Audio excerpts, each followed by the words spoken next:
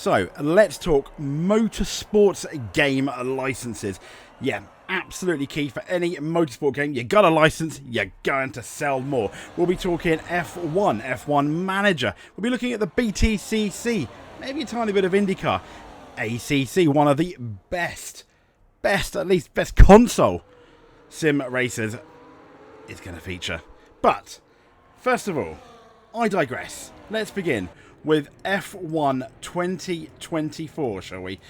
And let's talk about their license. So, as we know, it's by EA Sports / COD Masters. Yeah, EA bought COD Masters. The license is set to expire at the end of 2025. Are they going to renew it? Well, they bought the license back in 2008 with its first title, F1 2009, but it really wasn't an official COD Masters title. However, since then, the British studio has produced some very good iterations of the game, and that continued beyond EA's acquisition with their 2021 game. However, criticism: 2022, not particularly great. 2024, again, not particularly great. And there doesn't seem to be as many people playing it of late.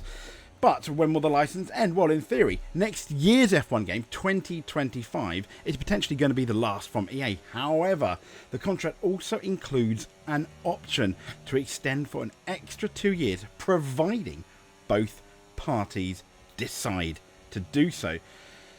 So, COD Masters EA Sports are probably one of the most best-selling of all your sim games. Some people, may call F1 a simcade, but they have their own esports series, although that too has its ups and downs. But a new developer for the F1 could utilise the pulling power of these live broadcasts, should there be at some point a new developer. Although other officially licensed F1 games do exist. F1 Manager, that's something we'll be talking about later. And don't forget the mobile-based F1 Clash. EA's F1 game phase competition in the realism stakes from Motorsport Games. Yeah, more on them in a bit. But that's licensed to produce simulation software. So we don't yet have a rival for Formula 1. But do you remember back in the late 90s, 2000, there were F1 games everywhere. Long live Formula 1. But next up, I would very much like to talk about F1 Manager. Yep, it's now, 3 years old? We've had 3 iterations at the very least, and the license expires in 2025 by Frontier Games. Those same people that made, Planet Coaster and that zoo game as well, that's very, very popular. So F1 Manager, Frontier Development, their first stab at an unofficial F1 management game. It resulted in F1 Manager 2022. It was slightly flawed, but overall, people seemed to like it, at least early on. The longevity may well have been in question, but it did lead 2 sequels in relation to this one you're seeing here, the trailer for F1 Manager 2024. Now, the agreement allows Frontier Development to develop F1 management titles up to and including F1 2025. But it's not yet known whether the relationship will continue beyond this. However, the 2024 F1 Manager has been received very, very well. So fingers crossed for more, and they do keep on improving with each iteration. But let's get into one. A new title, at least for COD Masters' point of view. They've been doing rally for ages. However, they've only recently received the WRC official license in 2023, and it expires in 2027. It's EA COD Masters WRC, the World Rally Championship license, has been used, as we know, in several video games with the likes of, we got COD Masters, Kiloton, Evolution Studios, Milestone, and Traveller's Tales. They've all taken up that WRC mantle.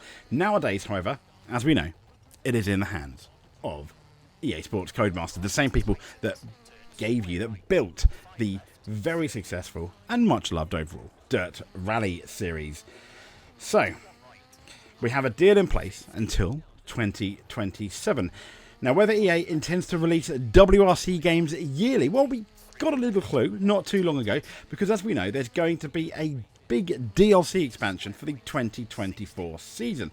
However, it is not known whether that will be 2025, 2026 and beyond, on whether they are actually going to release a new boxed game. I mean, Their engine is very good. It does have slight flaws. Whether they can tweak it in-game without releasing a brand new game is something else.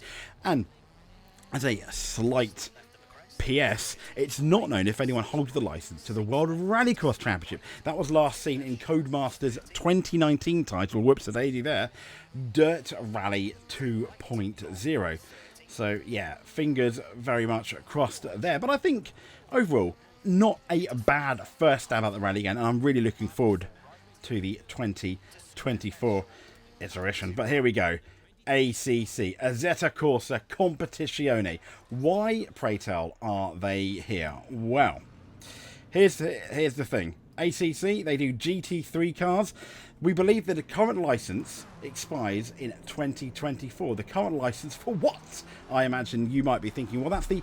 Do you remember the Blunt Pain GT series? Now branded as the GT World Challenge.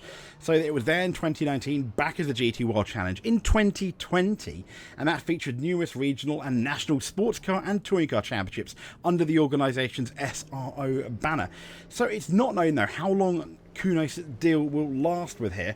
So we do have we have had an update for the 2024 up-to-date liveries based on the GT3 Europe Championship. We have had a British GT pack, albeit not a recent one, so to speak, but we have had the tracks. Now, whether more DLC, or licensed DLC, is going to be a future for ACC, we are yet to know. Or are they waiting for Assetto Corsa Evo?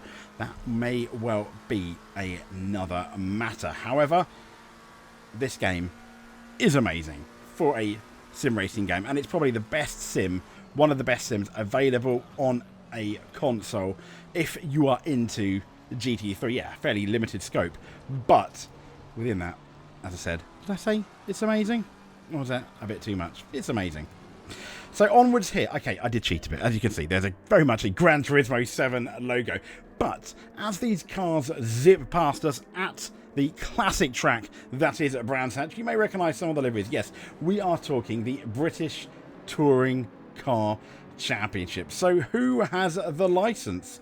Well, interestingly, it's Motorsport Games, but the deal is rumoured to expire in 2025. So Motorsport Games, via R-Factor 2, they've got a license to produce that BTCC content, and it contains all of the cars from the 2023 season as a paid DLC. And then we also have the official tracks like Donington Park, Brands Hatch, Croft, and Thruxton being available. Now, as part of this deal, R-Factor 2, they are obliged to produce this year's cars, the 2024 liveries of the series, with facelifted versions of the BMW 330e or 33e, M Sport, and the Toyota Corolla, which, fingers crossed, could be an inclusion.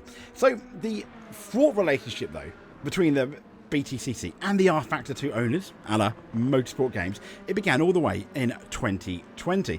They initially had plans to build a standalone console game that was due to release for 2022. I remember they announcing it in 2020, and lots of people were excited to remember the TOCA series, but this sadly didn't come to fruition. However, with R-Factor's BTCC content, which was always planned as part of the deal, it ended up trickling through instead like a drip drop. But the video game agreement effectively breached the BTCC moved to terminate. They were like, no, we want a game. So, however, a middle ground was found, and a new agreement was very much put in place, and it sees the BTCC content included in R-Factor until 2026, paving the way for other studios, thankfully, to produce a BTCC game. However, so far, there have been no publicly announced takers. Now, the R-Factor deal cost Motorsport Games a one-off fee of $225,000, with half of the BTCC content's gross annual sales also heading to TOCA. It's also no longer exclusive, as I've just suggested. What's going to happen? Well, let's be honest, who absolutely knows? But also, I'd like to mention IndyCar, albeit we don't really have any footage of a most recent game. This is a flip-flop between a lot of people, and IndyCar, it's terminated on its most recent license agreement, but a settlement was later reached in June this year. What license agreement is that? Well, MSG, Australia's wing, was kind of focused on development, but that was kind of liquidated in 2023, sadly. So we've seen it in our Factor 2, but it hasn't really received any updates since 2022. But iRacing has struck a new deal with the championship early this year to receive official branding and name for the car and run an official esports competition. So for IndyCar, there very much is hope. For you, maybe, if you subscribe and hit that notification button so you do not miss a video. This has been the Hot Lap. This has been our little chat about motorsport game licenses, and we'll no doubt speak to you soon.